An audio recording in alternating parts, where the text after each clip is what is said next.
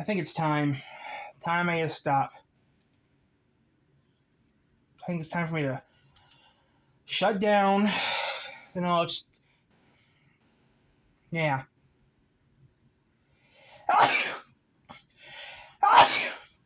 I think it's time for me to just to shut down the knowledge and quit YouTube. I think I should stop doing knowledge stuff permanently. I've been doing the knowledge stuff now for over 10, almost what now? 20. Been doing the knowledge stuff now for over 10 since 2005. I think it's time for me to stop. I've been doing it so long. I'm done. I'm gonna say stop. So I'm gonna just stop doing it. I know I shouldn't do this, but I think I'm just gonna stop doing the knowledge thing altogether and just quit. And if someone asks me a question, I'll tell them the answer. I'll just tell them the main answer. I don't know. I don't care. So I think it's time for me to just stop doing that stuff. I know it's something I shouldn't be doing, but I think I should just stop. Stop doing my knowledge stuff because I'm just getting tired of it.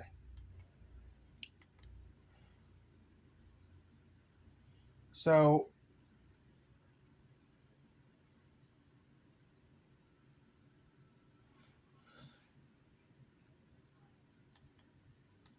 you think you're gonna quit? I think, yeah. I think some of the stuff that I've been working on, I'm just gonna give up on it and just do something else. I think I'm still gonna do some things still, but I do think some of the videos that we have done and some of the stuff I know was knowledgeable over the years, I think I should just stop. What I did was a good thing, and what I do now is, different, but I think we're done doing it. So yeah, I'm done. I'm done altogether. All the years of looking up knowledge and stuff is useless because now you can go online to Wikipedia stuff and get it.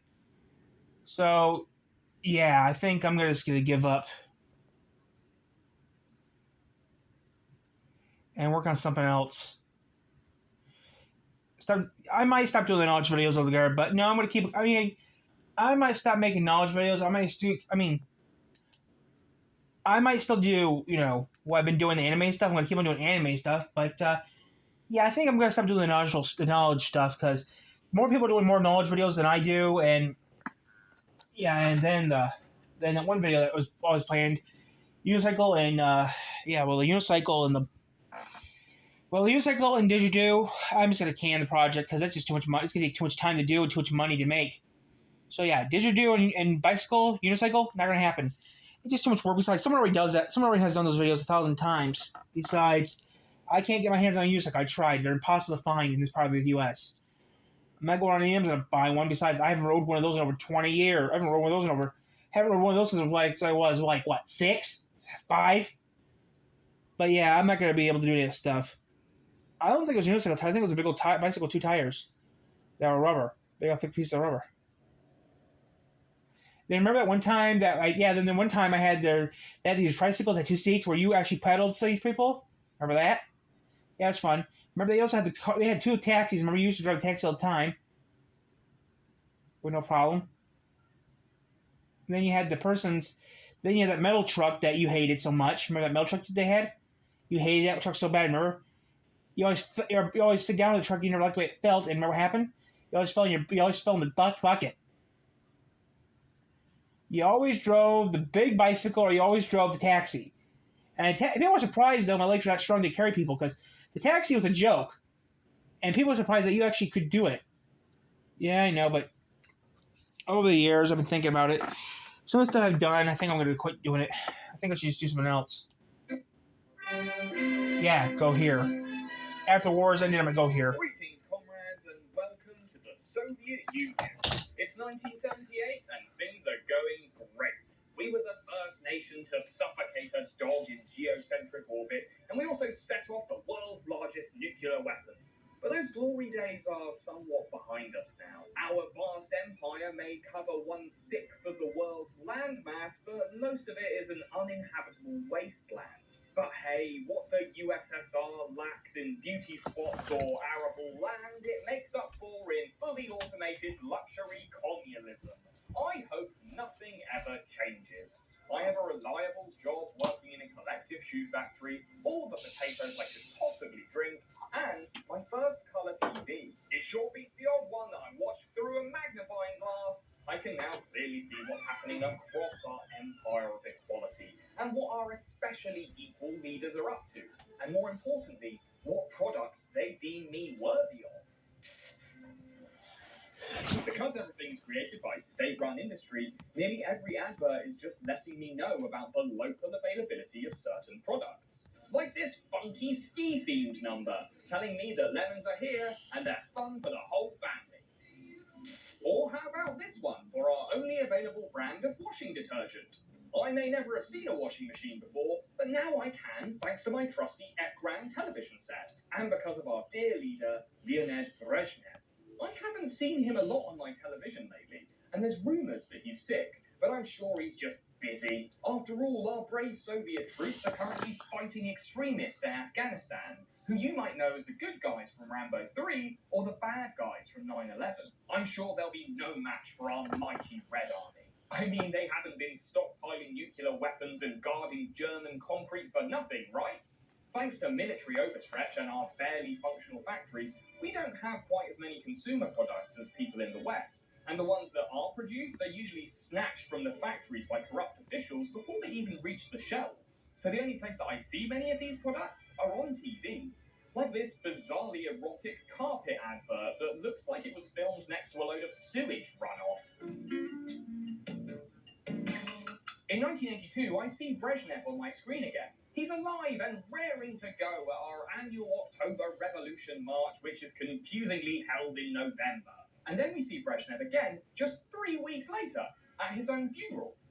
But before his death was announced, the only thing that was on Soviet television was this: a 4-hour loop of Tchaikovsky's Swan Lake. It often gets played during times of political instability.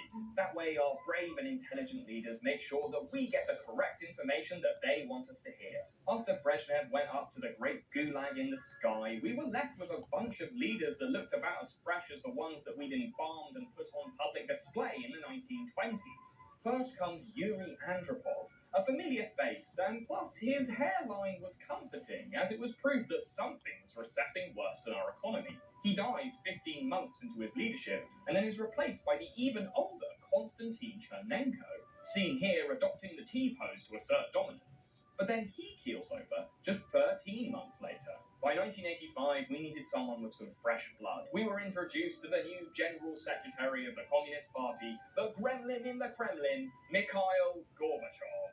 At a sprightly 56, Gorby is young and his head is covered in ideas. Maybe this guy can change things, if he can get his plans approved by the country's real leaders, the KGB. KGB stands for Komitet Gosterovanoi Bezopastoyi.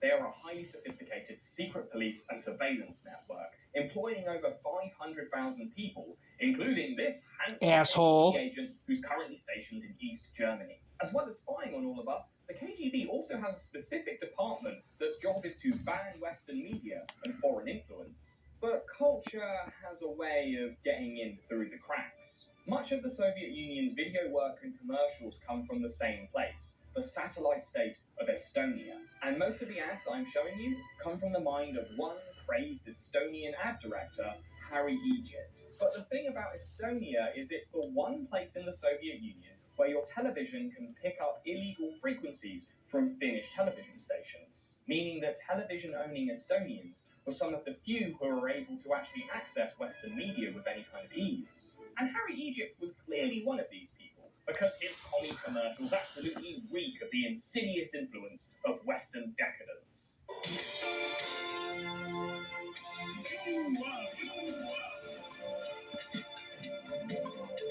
But when Harry wasn't committing blatant plagiarism, he was at the local beach picking up models for his increasingly experimental commercials. Like this one, which is inexplicably trying to sell you shoe polish. My brain, my brain, my brain.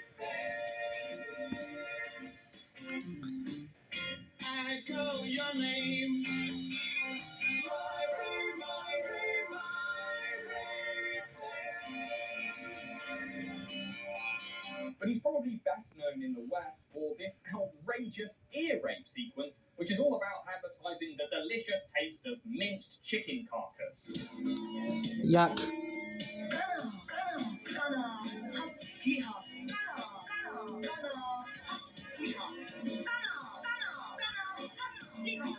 Wasn't that great? And perhaps our hip young leader Mikhail Gorbachev was watching these commercials when he decided to bring widespread reform to our nation. It was already perfect, and he was about to improve it. The whole of the USSR got a light dusting of democracy, as a few party officials were directly elected for the first time. They don't have much responsibility, but they exist. And this empowers ordinary people to feel like that they can actually criticize the current system. Not me, of course. I love it. Gorbachev also allows a few foreign firms to set up business in the Soviet Union. And by 1986, I can even see adverts for that dirty capitalist swill water known as Pepsi. But I wouldn't buy it, even if I could afford it. I'd rather just sit back, relax, and watch Russia's longest running animated show, Well, Just You Wait. In which I watched some of that show. It's okay. And fails to That show's okay. It's like a rip of Beastars. But he's usually outwitted by our nation's superior manufacturing prowess. Made in the 60s to the 90s. It's made for. What's going on? An official announcement from the Council of Ministers. There has been an accident at the Chernobyl atomic power station. One of the atomic reactors was damaged. The consequences of the accident are being taken care of. Huh. Well, that was short. I'm sure they've got everything under control. Back to the ads. A bull? Or is it? No, that's a bison. Oh, come on, that one was good. 3 days later, we're told that everything's under control and that foreign reports of the death count have been greatly exaggerated. See, nothing to worry about.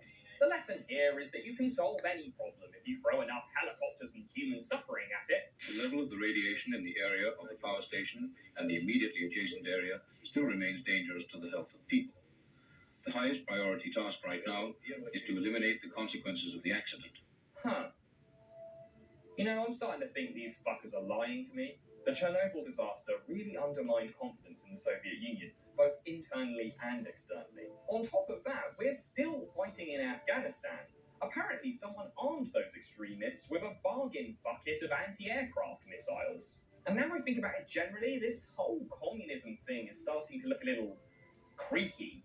I watch commercials for cars and speedboats that I'll never be able to afford. I don't really feel like going to work, and a lot of people agree with me. I'd rather just sit back and watch TV. And there I can see that some of my countrymen are being a bit more proactive. Because, I mean, if you're not working, I guess you might as well be protesting. There are strikes and demonstrations across the Soviet Union, especially in the Baltic states like Estonia. But unlike our previous leaders, Gorby isn't as enthusiastic about transforming protesters into a cloud of pink mist. With uprisings going conspicuously uncrushed, people are emboldened. On TV, I even get to see someone directly heckle Gorbachev. Yo, fuck 12, fuck the KGB. And I'm also seeing a lot more of this guy, a barely functional alcoholic known as Boris Yeltsin, who now holds public office in Moscow. He doesn't have much real power, but that's probably a good thing because he's always about 2 bottles deep. But I like what this Boris has to say, and so do a lot of people, including these guys. In the same year that the USSR triumphantly retreated from Afghanistan, it also shrewdly decided to let protesters tear down the Berlin Wall. And we're all pretty much glad to see it go. That thing was an eyesore. It was also really expensive to run. And, you know, freedom, openness, blah, blah, blah, whatever. After being drip-fed capitalism for the better part of a decade, we were ready for the all-you-can-eat buffet. Moscow got its first McDonald's in 1990, and it drew crowds that we hadn't seen since that morning's breadline. But the boys over at the KGB weren't as excited about all these reforms. They started seeing their central power getting sapped away, and they blamed Gorbachev. Hey, and maybe they had a point.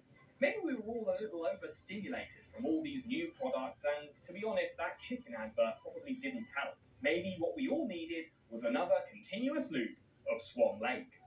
This is what is playing on every television in the Soviet Union, as the KGB and the Red Army do what Russia does best: a good old-fashioned coup. They join forces specifically to take us back to the glory days of gulags and gout. When the news returns, Gorbachev is nowhere to be seen, and it's pretty difficult for the newsreaders to pretend everything is normal when there are hundreds of tanks rolling on Red Square. When our new leaders show themselves, they look like a bunch of grey-suited clones. They tell us that Gorby has come down with a nasty case of flu. No one takes these people seriously. They're anonymous. They're nobodies. I haven't seen them on my TV before, but I have seen this guy. On the day of the coup, Boris Yeltsin sobered up for long enough to jump on a tank in Red Square and give a rousing speech. Изоляции Советского Союза в мирового сообщества. Все это заставляет нас объявить незаконным пришествием. He calls for an open-ended general strike to protest the coup, which suited me because I stopped going to work years ago. Just 3 days later, the coup fails. Gorbachev is back and he's appearing alongside Yeltsin, but everything is different now. The center cannot hold. On Christmas Day 1991, it's over. Despite all his reforms, Mikhail Gorbachev resigns from office in disgrace. But he does get to live every underappreciated worker's dream and set fire to the whole place on his way out. He announces the dissolution of the Soviet Union and the rise of the Russian Federation. The Soviet flag is lowered from the Kremlin for the last time. I watched this ritual on TV and it's strange to outlive the country you were born into, like watching the walls of your childhood bedroom dissolve into air.